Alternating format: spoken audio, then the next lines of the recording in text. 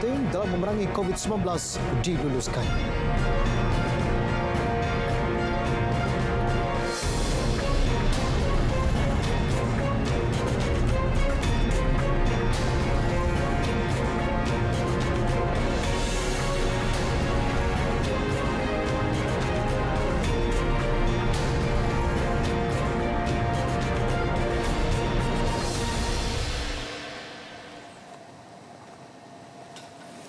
Assalamualaikum dan salam sejahtera. Bersama saya Kamal Firmansyah Kamaluddin, ini Berita Parlimen.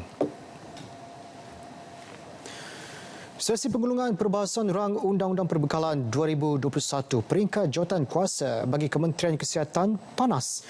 Tindakan celahan oleh beberapa ahli parlimen yang mengheret kepada drama pertikaman lidah menghangatkan perdebatan.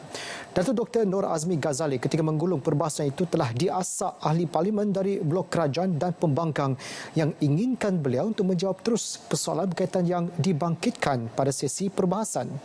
Sebelum itu, ketidakhadiran Menteri Kesihatan Datuk Seri Dr. Adham Baba turut dipersoal kerana perbahasan bagi kementerian itu dianggap penting memandangkan negara ketika ini sedang bergelut dengan pandemik COVID-19. Kalau ada butiran, saya nak minta Menteri jawab teruslah kepada persoalan ahli-ahli parlimen. itu saya setuju. Tidak perlulah banding-banding itu peruntukan. Jawab apa yang kita tanya. Soalan peruntukan ini amat penting. Jangan Menteri baca skrip saja. Menteri baca skrip. Setelah Pusing-pusing Menteri. Jawab apa kita tanya. belanjawan ini pada 6 bulan. Suruh Menteri datang jawab. Komisi datang jawab. Minta Menteri jawab. Menteri jawab. Tak boleh dengar timbalan. Minta Menteri datang jawab. Saya telah dimandatkan oleh Menteri. Saya tahu. Menteri dekat mana? Saya berhak untuk menjawab bagi pihak Kementerian Kesihatan. Yang berhormat Menteri Speaker. mana? Yang berhormat Speaker. Kenapa you berdiri? Mana Menteri? Yang berhormat. Kenapa you berdiri? Ada yang tak faham, maka dia akan mengelirukan ramai orang lagi. Menteri, kalau ada butiran. Pun nak jawab Para menteri yang tak faham. nefrologi. Kalau ada butiran dalam pergi khusus. Kalau ada butiran. Melibatkan KKM. Satu, Situasi kembali reda selepas Yang di-Pertua Dewan Rakyat Datuk Azhar Azizan Harun mengambil alih persidangan. Masa perdebatan, soalan-soalan telah ditanya. So sekarang, giliran Yang Berhormat Timbalan Menteri untuk menjawab. Jadi kita beri peluang kepada beliau untuk menjawab. Kalau kita tak setuju dengan jawapannya, maka kalau tidak boleh diberi penerangan yang selanjutnya, maka kena agree to disagree lah. Sebelah sini kata macam ni, sebelah sini kata macam tu, tak akan selesai kalau terus berbalah tu. So saya nak jemput Yang Berhormat Timbalan Menteri untuk menjawab. Ya, silakan. menjadikan Datuk Azhar Azizan terus memberi tambahan masa 15 minit untuk Datuk Dr. Nur Azmi menggulung perbahasan. Rang Undang-Undang Perbekalan 2021 bagi Kementerian Kesihatan kemudiannya diluluskan dengan suara majoriti pada peringkat jawatankuasa. 4,739 petugas kesihatan dilantik secara kontrak. Timbalan Menteri Kesihatan Datuk Dr. Nur Azmi Ghazali berkata 2,736 petugas kontrak dilantik di bawah pakej rangsangan prihatin melibatkan peruntukan 95.9 juta ringgit. pelantikan ini dibuat selama setahun, merangkumi pelantikan jururawat, MA, teknologi, makmal, perubatan dan pegawai sains. Selain itu, bagi memenuhi keperluan tambahan, kerajaan telah meluluskan kepada KKM pelantikan kontrak seramai 1,634 petugas kesihatan lagi dengan anggaran kos emolumen sebanyak 31 juta. Secara spesifik, Datuk Dr. Nur Azmi berkata bagi aktiviti kawalan dan pengesanan kontak rapat dengan pesakit COVID-19 di lapangan berkaitan skop kerja kesihatan awam, jumlah penolong pegawai kesihatan persekitaran lantikan kontrak setakat ini adalah 585 orang. Beliau menjawab pertanyaan ahli Parlimen Gopeng Dr. Lee Boon Chye pada sesi penggulungan perbahasan rang Undang-Undang Perbekalan 2021 peringkat jawatankuasa bagi kementeriannya. Ketika menjawab pertanyaan ahli Parlimen Jelebu Datuk Jalaluddin Alias berkenaan penutupan klinik komuniti Jelebu, Datuk Dr. Nur Azmi berkata kementerian tidak akan berkompromi terhadap kesihatan awam dan bersedia menangguhkan penutupan fasiliti yang belum mendapat kelulusan. Memberi reaksi kepada celahan ahli Parlimen Tanjung Karang, Tan Sri Noh Omar mengenai isu sama, ini penjelasan Datuk Dr. Nur Azmi. Daripada itu, KKM juga turut dipersediakan peruntukan khas di bawah kumpulan wang COVID pada tahun 2020. Jadi pada ketika ini memanglah pada ketika ini untuk kerajaan akan menutup, tetapi akan mengikut suasana semasa dan perbincangan. In simple word, dengan izin, is a case-to-case basis. Baik, masih mengenai peruntukan KKM. Terdapat penstrukturan semula dalam perbelanjaan mengurus di bawah belanjawan 2021 bagi KKM, namun tidak melibatkan pemotongan peruntukan. Sebaliknya, strategi itu bagi meningkatkan kecekapan perbelanjaan di samping mengurangkan birokrasi, terutama melibatkan pembayaran.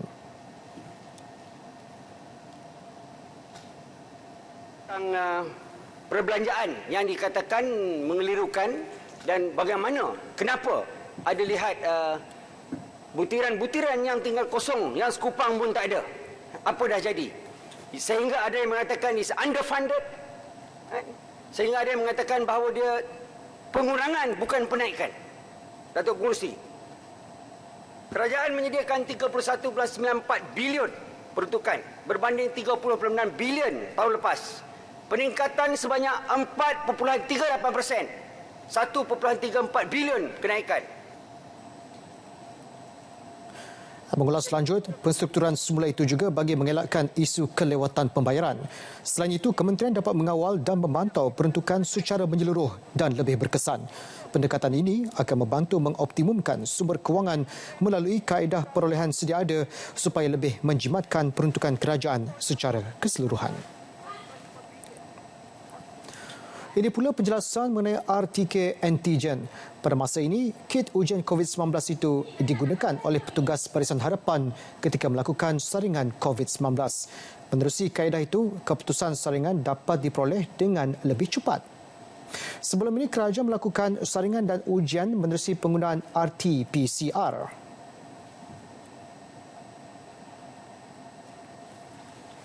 Mulanya, kita tidak ada lagi antigen kit yang cukup spesifisitinya, yang kuat dan sensitivitinya. Akhirnya kita jumpa, dan pada hari ini kita ada artikel antigen yang hampir yang 90% sensitivitinya, spesifitinya. Dan sensitivitinya 90% ini dapat digunakan dengan lebih jitu untuk pesakit-pesakit. Dan apabila kes mendadak naik di Sabah, kita gunakan di Sabah. Beliau juga menjawab pertanyaan Wakil Pontian, Datuk Seri Ahmad Maslan yang bangun mencelah mengenai pembesaran Hospital Pontian. Pada masa ini, Hospital Pontian mempunyai kapasiti 120 katil dengan kadar penggunaan katil 58.6%. Terdapat keperluan bagi fasiliti infrastruktur di Hospital Pontian untuk ditambah baik melalui pembinaan bangunan tambahan klinikal. Keperluan cadangan projek ini akan dimohon dalam rancangan Malaysia ke-12. Ahli Parlimen Kinabatangan Datuk Seri Bung Mokhtar Radin menawarkan diri menjadi bahan uji vaksin COVID-19 di Malaysia. Tawaran itu dibuat ketika membahaskan peruntukan belanjawan 2021 peringkat jawatankuasa bagi Kementerian Kesihatan. Beliau membuat tawaran itu sebagai menyahut saranan ahli politik perlu menjadi golongan pertama disuntik vaksin itu. Datuk Pengerusi, untuk menyahut cabaran yang berhormat Seriki tadi, saya menawarkan orang pertama untuk dites vaksin ini kalau ada. Saya tidak takut sebab saya mau sihat. Ya, Panglima Perang kena dulu. 5 minit kemudian Timbalan Ketua Menteri Sabah itu merupakan antara 15 ahli parlimen yang mengambil bahagian dalam perbahasan peringkat jawatankuasa rang Undang-Undang Perbekalan 2021 itu. Sebelum itu, Wakil Sarike Wong Leong Bee ketika berbahas mendakwa beliau dan ahli keluarganya dijadikan bahan uji semasa mereka disahkan positif COVID-19. Beliau memberi contoh keputusan ujian anaknya yang juga atlet negara, Jackie Wong. Terus dibangkitkan ahli Parlimen Kinabatangan isu kelemahan penyelarasan KKM dalam mengurus kes COVID-19 di Sabah. Antaranya, tidak menimbang cadangan hospital swasta yang menawarkan fasiliti mereka untuk merawat pesakit COVID-19. Hospital-hospital kita di Sabah ini semenjak serangan virus COVID dilihat agak tidak stabil. Sebab kebanyakan yang diserang COVID ini dihantar ke mana-mana. Sedangkan contohnya di Tawau, ada hospital swasta yang menawarkan untuk disewa, tetapi Kementerian Kesihatan tidak mengambil langkah-langkah untuk mempermudahkan pesakit-pesakit ini, bahkan mereka akan dihantar ke daerah-daerah yang lain, dan daerah-daerah yang lain pun terdedah dengan serangan COVID ini. Turut diluluskan di peringkat sama Rang Undang-Undang Perbekalan 2021 bagi Kementerian Perumahan dan Kerajaan Tempatan. Undi belah bahagian menyaksikan 106 ahli parlimen menyokong berbanding 96 yang tidak bersetuju. Terdahulu, Menteri Berkenaan Zuraida Kamarudin ketika menggulung perbahasan rang undang-undang itu menjelaskan RM500 juta diperuntuk bagi 34 projek program perumahan rakyat PPR di seluruh negara yang melibatkan 24 projek dalam pembinaan yang memerlukan peruntukan bagi sambungan projek dan 11 projek baharu. Beliau juga menjelaskan mengenai harga rumah mampu milik serta tempoh lanjutan bagi projek pembinaan.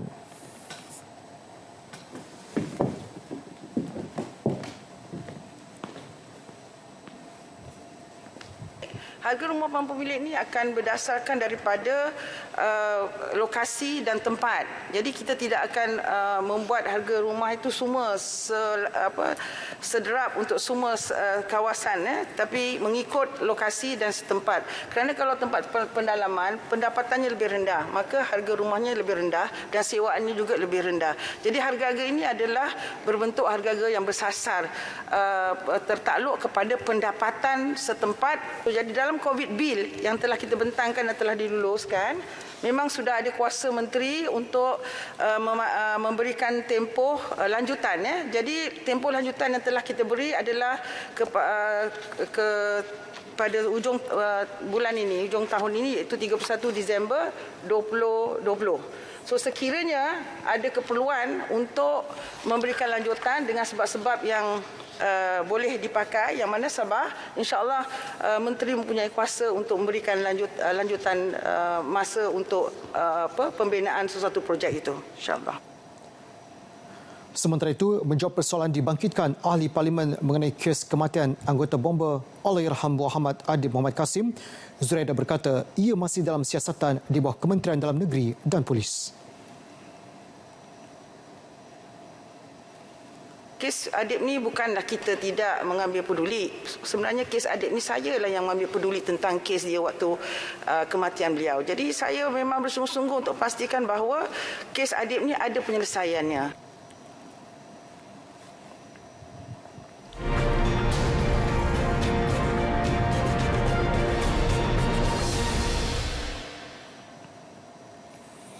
Kadar pengangguran dijangka terus menurun sehingga 4.5% bagi Disember dan tren itu berterusan sehingga tahun hadapan.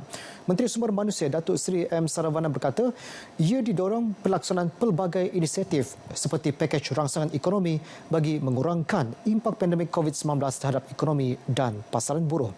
Beliau berkata berlaku penambahbaikan berterusan dalam kedudukan tenaga buruh walaupun pada tahap sederhana.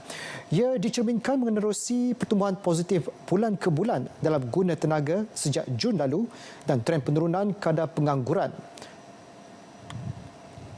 Tahun 2020 telah dicatatkan pada bulan Mei 2020 iaitu sebanyak 5.3% dengan bilangan penganggur seramai 826.1 orang. Pemulihan pasaran buruh Malaysia dapat diperhatikan dengan kadar pengangguran menurun daripada paras tertinggi iaitu 5.3% kepada 4.9% iaitu 773.2 ribu pada Jun 2020. Kadar pengangguran terus turun kepada 4.7% pada Julai dan kekal pada kadar 4.7% pada Ogos 2020.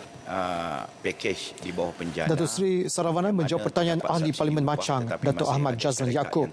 Mengulas lanjut, sehingga 27 November lepas, sejumlah 120,256 orang daripada 372,934 pencari kerja telah berjaya mendapat pekerjaan. Kementerian Luar memaklumkan sehingga kini terdapat 2,742 rakyat Malaysia ditahan di luar negara atas pelbagai kesalahan. Timbalan Menterinya, Datuk Kamarudin Jaafar berkata, kesalahan tertinggi melibatkan kes dadah dengan 1,434 tahanan, iaitu lebih separuh daripada jumlah keseluruhan individu ditahan. Datuk Kamarudin berkata kesalahan lain melibatkan penipuan seramai 406 orang, pemalsuan kad kredit 132, kesalahan berkaitan kastam 89 orang dan imigresen 66 orang.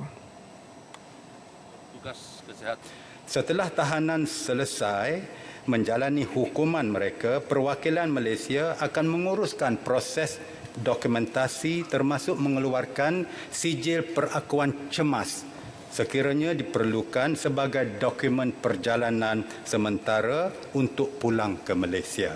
Perwakilan Malaysia juga akan membantu dalam memastikan semua urusan-urusan berkaitan dengan pihak berkuasa tempatan diselesaikan dengan lancar bagi membolehkan bekas tahanan tersebut pulang ke Malaysia dengan selamat.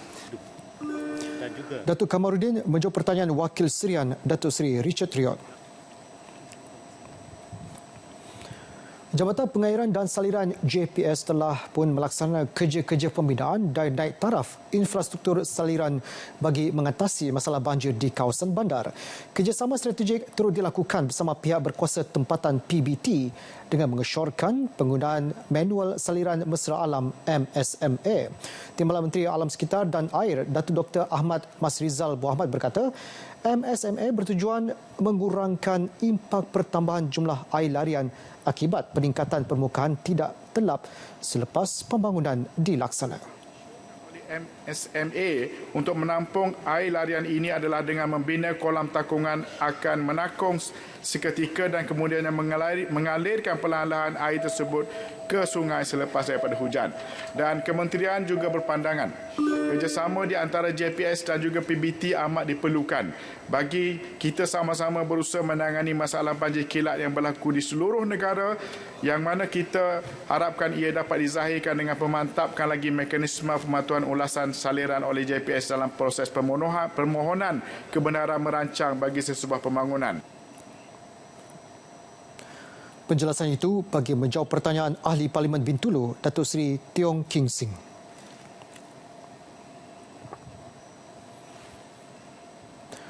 Kadar rizab margin air terawat sehingga suku kedua tahun 2020 berada pada tahap 11.5% bersamaan 1,943 juta liter air sehari. Timbalan Menteri Alam Sekitar dan Air Datuk Dr. Ahmad Masrizal Muhammad berkata, bagi tempoh sama, 6 negeri merekodkan kadar rizab margin air terawat di bawah 15%. Jelas beliau, pihaknya menetapkan indeks prestasi utama KPI rizab margin yang perlu dipatuhi operator air setiap negeri adalah sebanyak 10 hingga 15%.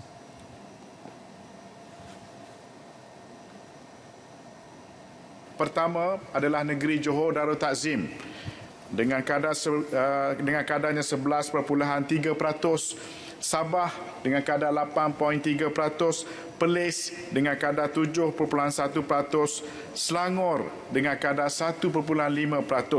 Kita mengharapkan dalam konteks Selangor ini, loji Langat 2 yang belum siap sepenuhnya ini, dan jikalau siap fasa 1 pada tahun 2023, kita menjangkakan bahawasanya kadar rizab margin air terawat di Selangor akan meningkat kepada 10%. Berjaya meredakan. Datuk Dr. Ahmad Masrizal menjawab pertanyaan Wakil Jerantut Datuk Ahmad Nazlan Idris. Jelas beliau, 2 lagi negeri yang mencatatkan kadar margin air terawat yang rendah ialah Kelantan negatif 0.2% dan Kedah negatif 2.3%. Bagi meningkatkan kadar rizab air terawat di negeri-negeri tersebut, Kementerian akan membina loji rawatan air baharu dan menaik taraf loji rawatan air sedia ada selain penggantian paip usang dan pembaikan tangki perkhidmatan yang rosak. Seramai 2,023 petugas kesihatan telah dimobilisasikan ke Sabah untuk membantu aktiviti saringan COVID-19 di lapangan dan rawatan perubatan sehingga 6 Disember lalu. Timbalan Menteri Kesihatan 2, Datuk Aaron Ago Dagang berkata, aspek logistik dan penghantaran sampel turut ditambah baik bagi membolehkan keputusan ujian COVID-19 diperoleh dengan lebih cepat. Kerajaan telah mengambil langkah-langkah seperti berikut, khususnya di Sabah. mempertingkatkan aktiviti pengesahan kes dan kontak secara aktif di lapangan bagi memastikan kesemua yang terlibat disaring dan diasingkan daripada komuniti. Menjalankan aktiviti penghukuman dan cemar dan juga mempertingkatkan penguatkuasaan pematuhan prosedur operasi standard atau PSOP yang melibatkan pelbagai agensi. Beliau menjawab pertanyaan Ahli Parlimen Kalabakan Ma'mun Sulaiman. Tambah Dato' Aaron, kapasiti aset perubatan dan rawatan di 8 hospital serta 36 pusat rawatan dan kuarantin berisiko rendah COVID-19 di Sabah turut dipertingkat. Kementeriannya juga bekerjasama dengan hospital swasta sebagai persediaan sekiranya situasi penularan COVID-19 di Sabah menjadi lebih serius. Baik, masih mengenai perkembangan COVID-19. Sejak 29 Ogos hingga semalam, seramai 60,583 banduan dan tahanan penjara telah menjalani ujian saringan COVID-19. Timbalan Menteri Dalam Negeri Datuk Seri Dr. Ismail Muhammad Said berkata, daripada jumlah itu, 829 disahkan positif. Manakala di depoh tahanan imigresen pula, seramai 1,355 tahanan disahkan positif sejak 1 Mei hingga semalam. Pada jumlah tersebut, depo tahanan imigresen Bukit Jalil telah mencatatkan jumlah tahanan positif COVID-19 yang tertinggi iaitu seramai 650 orang. Diikuti dengan tahanan depo tahanan imigresen Langkap iaitu seramai 481 orang, depo tahanan imigresen Semenyih seramai 127 orang dan depo tahanan imigresen KLIA dengan jumlah 77 orang. Baki seramai 20 orang lagi tahanan direkodkan di depo tahanan imigresen Belantik, Putrajaya, Maca Umbu, Lenggen dan juga Juru. Beliau berkata demikian bagi menjawab pertanyaan Ahli Parlimen Gopeng Dr. Lee Boon Chye.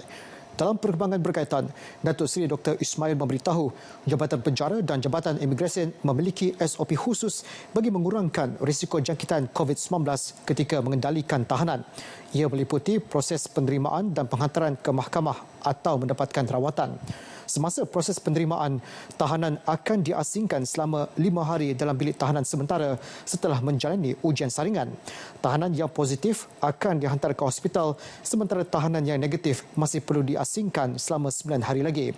Sekiranya disahkan negatif selepas 14 hari, barulah mereka akan ditempatkan di dalam penjara utama bersama bantuan lain. Ketika tahanan dibawa ke mahkamah atau hospital, langkah pencegahan penularan diamalkan termasuk penggunaan pelitup separuh muka dan penjarakan fizikal. Revolusi Industri 4.0 IR 4.0 tidak mengurangkan peluang pekerjaan kepada rakyat negara ini kerana ia tertumpu kepada bidang berkemahiran rendah. Timbalan Menteri Perdagangan Antarabangsa dan Industri Datuk Lim Ban Hong menegaskan ia secara tidak langsung mengurangkan kebergantungan kepada buruh asing.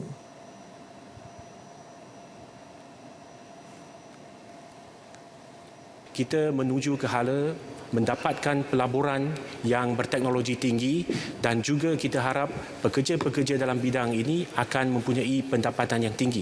Maka industri 4.0 ini dia memberi satu peluang kepada kita untuk kita kata melahirkan generasi pekerja yang baru yang boleh menggunakan, mengaplikasikan teknologi baru dalam sektor perkilangan dan perindustrian dan dia sebenarnya akan menambah pekerjaan kepada rakyat tempatan kerana yang digantikan ialah industri ialah tenaga buruh dan kerja yang kita bergantung kepada tenaga buruh asing sekarang. Beliau berkata demikian ketika menjawab soalan Wakil Jempol Datuk Muhammad Salim Sharif yang ingin mengetahui strategi kementerian untuk memastikan revolusi industri 4.0 tidak memberi kesan buruk kepada rakyat dan negara terutama daripada segi peluang pekerjaan. Alkisah di warung Bapak Teman dekat kampung Sungai Rokam. Tercetusnya peristiwa angkara virus corona. Cik, masuk. Ketika naik berapa? Baby, cepat pakai masuk. Orang dah sampai. Sekarang tak pasal kita kena saman.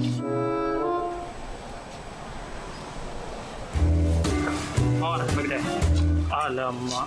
Kau scan lah. Alah aku nak scan. Kita buat scan boleh? Mana boleh? Kau ni. Kau cuba macam itu. Berani kau tak scan? Scan. Okey. Okey. Kita tengok dia orang tu. Apalah dia orang ni? Nak scam MySejahtera pun malas. Itu dia orang ingat COVID-19 ni macam demam biasa je kot.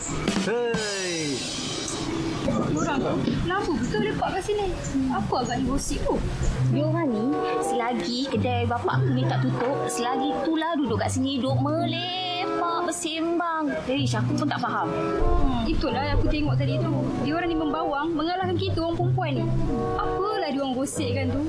Entah sahih ke tak sahih berita diorang nak kongsikan tu. Agaknya budak-budak macam ni tak ada kesedaran tau. Kalau salah sebar berita boleh ditindakan tau.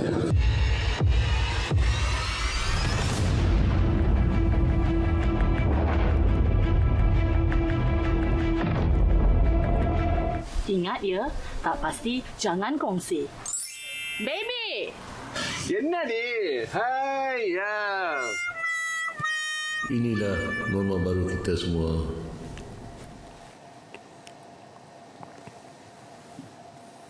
Bertemu kembali.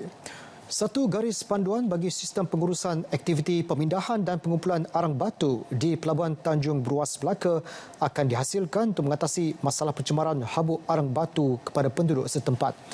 Timbalan Menteri Alam Sekitar dan Air Datuk Dr. Ahmad Mazrizal Mohamad berkata, kementerian itu bersama Kementerian Tenaga dan Sumber Asli bekerjasama menghasilkan garis panduan itu. Dalam masa sama, mewujudkan satu pasukan petugas dengan secepat mungkin. Jelasnya, amalan penggunaan bauksit di Pahang akan dijadikan sebagai satu daripada garis panduan untuk menghasilkan satu sistem pengurusan yang baik. Ini bermakna sistem bagi cara proses dan pengambilan arang batu selepas ini akan diuruskan dengan sempurna. Beliau menyatakannya pada sesi kamar khas. Penjelasan itu bagi menjawab soalan Wakil Tangga Batu Rusna Aluai berhubung isu pencemaran arang batu di Pelabuhan Tanjung Bruas, Melaka.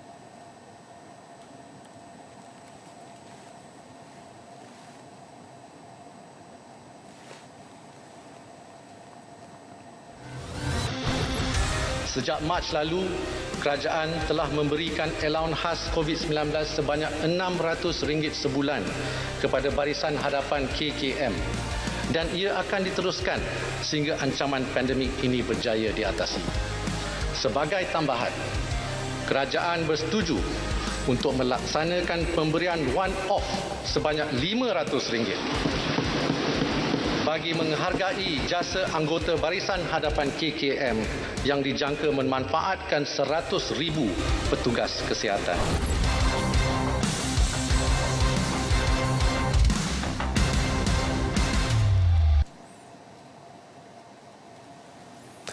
Baik, berita Parlimen berakhir di sini. Amalkan mengimbas kod QR MySejahtera di lokasi atau premis yang ditujui. Kita jaga kita. Saya Kamal Firman Shah Kamaluddin. Assalamualaikum dan selamat malam.